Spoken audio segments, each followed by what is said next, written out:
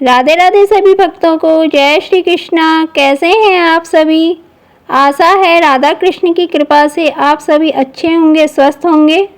आज मैं आपके लिए लेके आई हूँ अजा एकादशी व्रत कथा। भाद्रपद माह के कृष्ण पक्ष की एकादशी को अजा एकादशी कहते हैं। इसका व्रत करने से सभी पाप नष्ट हो जाते हैं।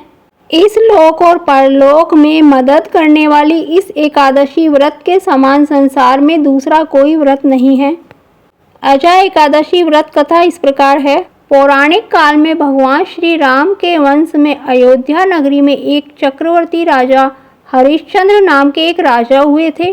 राजा अपनी सत्यनिष्ठा और ईमानदारी के लिए प्रसिद्ध थे। एक बार देवताओं ने इनकी परीक्षा लेने की योजना बनाई। राजा ने स्वप्न में देखा कि ऋषि विश्वामित्र को उन्होंने अपना राजपाट दान कर दिया है। सुबह विश्वामित्र वास्तव में उनके द्वार पर आकर कहने लगे, तुमने स्वप्न में मुझे अपना राज्य दान कर दिया है। राजा ने सत्यनिष्ठ व्रत का पालन करने हेतु संपूर्ण राज्य विश्वामित्र को सौंप दिया। दान के लिए दक्षिणा चुकाने हेतु राजा हरिश्चंद्र को पूर्व जन्म के कर्म फल के कारण पत्नी, बेटा एवं खुद को बेचना पड़ा। हरिश्चंद्र को एक डोम ने खरीद लिया जो शमशान भूमि में लोगों के दाह संस्कार का काम करवाता था। स्वयं वह एक चांडाल का दास बन गया। उसने उस चांडाल के यहाँ कफन लेने का काम किया, किंतु उसने इस आपत्ति के काम में भी सत्य का साथ नहीं छोड़ा।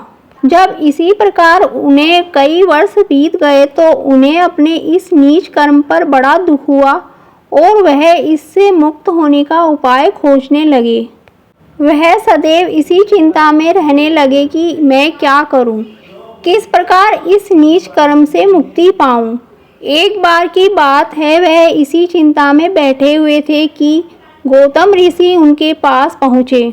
हरिश्चंद्र ने उन्हें प्रणाम किया और अपनी दुख भरी कथा सुनाई। राजा हरिश्चंद्र की दुख भरी कहानी सुनकर महर्षि गौतम भी अत्यंत दुखी हुए और उन्होंने राजा से कहा, हे राजन, भादो माह के कृष्ण पक्ष की एकादशी का नाम अजा है।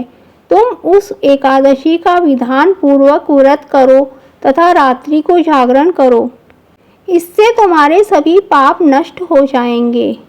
महर्षि गौतम इतना कहकर आलोप हो गए। अजा नाम की एकादशी आने पर राजा हरिश्चंद्र ने महर्षि के कहे अनुसार विधान पूर्वक उपवास रखा तथा रात्रि जागरण किया।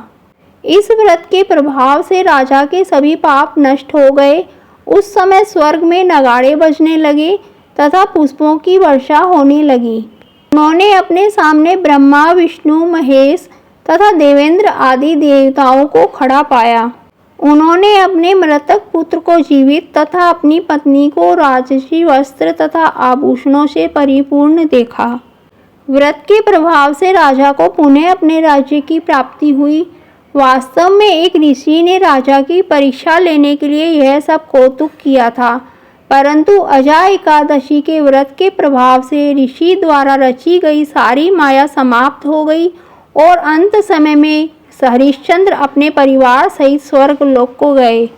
जो भी मनुष्य इस एकादशी के व्रत का पालन करता है तथा रात्रि जागरण करता है, उसके सभी पाप नष्ट हो जाते हैं। वह अपना पुनः खोया हुआ धन, ऐश्वर्य सब कुछ वापस प्राप्त कर लेता है। इस एकादशी व्रत की कथा के सुनने मात्र से ही अश्वमेध यज्ञ के फल की प्राप्ति होती है।